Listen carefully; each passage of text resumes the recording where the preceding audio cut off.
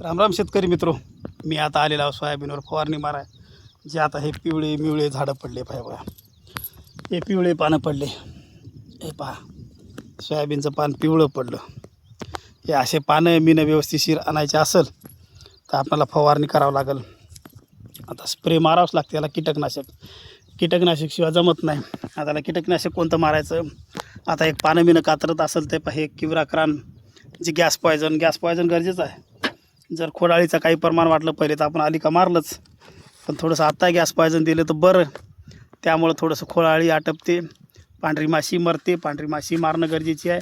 आणि सुपरस्टार ज्याच्यामध्ये पिवळं मिवळं पडायलं, जे पानं पिवळे पडायला, आपण ॲमिनो ॲसिड, फॉलिक ॲसिड हे जे असेल त्याच्यामध्ये सुपरस्टार यानं जर मारलं टॉनिक तर हे सगळं कमी होते. आणि हे होणारच. त्याच्यामुळं ब्रँचेससुद्धा करते ॲमिनो ॲसिडमुळं. आणि 12-6100 ब्रँचेससाठी खूप चांगलं, सोयाबीनचे ब्रँचेस करणं. आता या अवस्थेत फवारणीची गरज आहे, ब्रँचेसची गरज आहे. मग 12-61 कंपल्सरी फवारणीत घ्यायचं. सोयाबीन तुमचं 8 दिवसामध्ये पायासारखं होऊन जाते.